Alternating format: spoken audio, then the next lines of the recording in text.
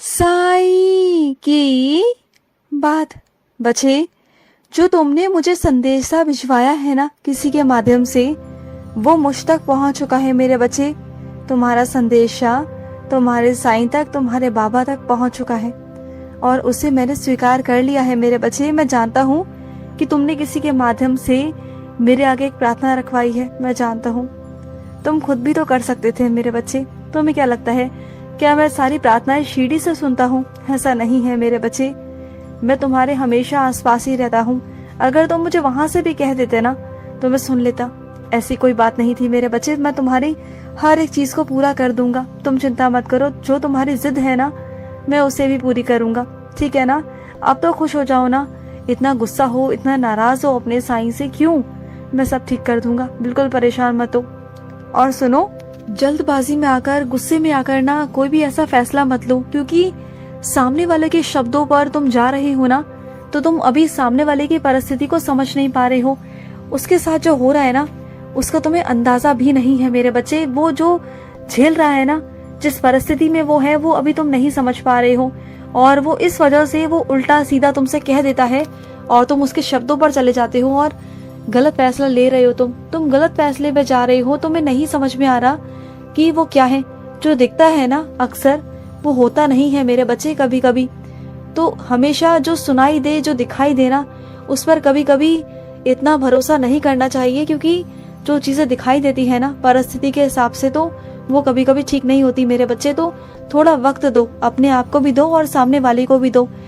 और जो तुम लोगों के बीच की बातें होती है ना, आपस की, दो लोगों के बीच की बातें, तो ना तीसरे इंसान को बताओ और ना उसे दखल अंदाजी करने दो। क्योंकि देखो, तुम अगर तीसरे इंसान को दखल अंदाजी करने दोगे तो बात और बढ़ेगी मेरे बच्चे।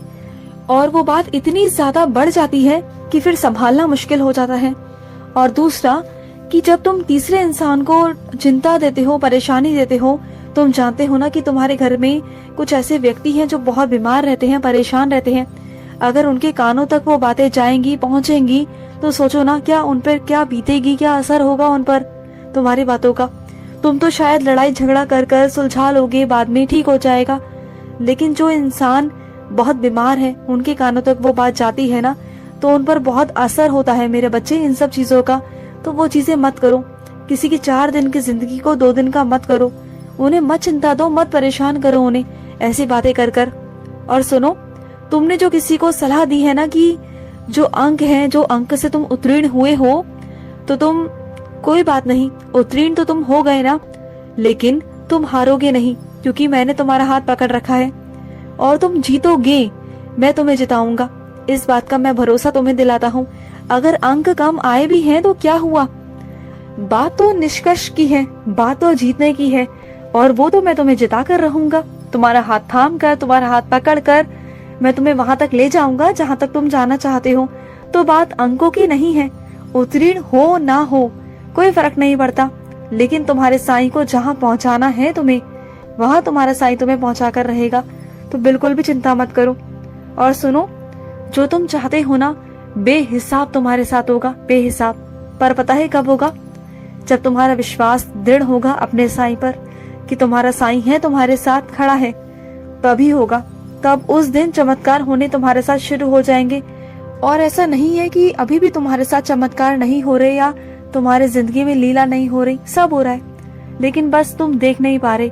जो मैं तुम्हें दिखाना चाहता हूँ वो तुम देख नहीं पा रहे मेरे बच्चे। उस बात को देखोगे, समझोगे, एहसास करोगे, तभी तुम्हें समझ में आएगा। और सुनो, तुम लालची नहीं हो मेरे बच्चे। किसने कह दिया कि तुम लालची हो? तुम लालची नहीं हो मेरे बच्चे। देखो, जहाँ जरूरत की बातें आती है ना, तो वहां पर हर इंसान अपनी जरूरत को पूरा करने की कोशिश करता है। और जो तुम्हारे मन में बार बार किसी चीज को लेने की इच्छा प्रकट हो रही है, बार बार वो चाह आ रही है, तुम उसे कितना दबाने की कोशिश कर रहे हो, लेकिन वो फिर भी दब नहीं रही। वो चीजें बार बार तुम्हारे मन में, दिमाग में आ रही हैं कि वो चीज तुम्हें करनी है। तो वो चीज मैं तुम्हें देना चाहता हूँ। मैं तुम्हें शीघ्र अतिशीघ्र वो चीज तुम तक पहुंचाना चाहता हूँ। मैं चाहता हूँ कि तुम वो चीज लो, इसलिए तुम्हारे मन में वो तीव्र इच्छा उत्पन्न हो रही है, इसलिए मेरे बच्चे। बाकी तुम्हारा कोई दोष नहीं इसमें, और मैं तुम्हें किसी अन्य स्रोत से वो चीजें देने वाला हूँ मेरे बच्चे। तो चिंता मत करो। तुम ये मत सोचो कि तुम गलत सोच रहे हो या तुम गलत चीजें कर रहे हो, नहीं। ये कुछ गलत नहीं है। अगर तुम मेरे लिए करते हो तो वो गलत नहीं है मेरे बच्चे, और तुम्हारे लिए भी अगर खुद के लिए भी सोचते हो तो वो भी गलत नहीं है। देखो, अगर कोई तुमसे घृणा कर रहा है ना, नफरत कर रहा है, तुम्हारा नाम लेके भी राजी नहीं, तुम्हारी शक्ल देखकर भी राजी नहीं ना, तो जाने दो, ऐसे लोगों के आसपास मत जाओ, तो ही तुम्हारे लिए अच्छा होगा। अगर वो घृणा कर रहे हैं, नफरत कर रहे हैं, या तुम्हारी शक्ल देखकर तुम्हें पसंद नहीं करते, तो उसमें उनका दोष है, तुम्हारा नहीं। तुम्हारी सोच तो अच्छी है ना, तुम तो अच्छा सोचते हो, तो बस तुम जाने दो, तुम ध्यान मत दो, जो उन्हें करना है करने दो। वो तुम्हारा कुछ नहीं बिगाड़ पाएंगे, बस इतना जान लो। वो तुम्हारा चाह कर भी कुछ नहीं बिगाड़ पाएंगे और कभी नहीं बिगाड़ पाएंगे। और ये क्या, तुम्हारा आजकल ये विश्वास क्यों डगमगा रहा है? जब तक तुम्हारा दृढ़ विश्वास नहीं रहेगा अपने साईं पर, कैसे चलेगा मेरे बच्चे? दृढ़ विश्वास तो तुम्हें रखना होगा अपने साईं पर। जहाँ विश्वास है वहीं साईं है मेरे बच्चे, तो विश्वास रखो। और सुनो, अपने काना के आगे रोज प्रतिदिन तुम जो दीपक जलाते हो ना, उस दीपक में 2 दिए जलाया करो, एक तुम्हारे काना का और एक मेरा, यानी श्रद्धा और सबूरी। 2 दीपक जलाया करो। और रोज दीपक जलाने के बाद ना मेरी आरती किया करो।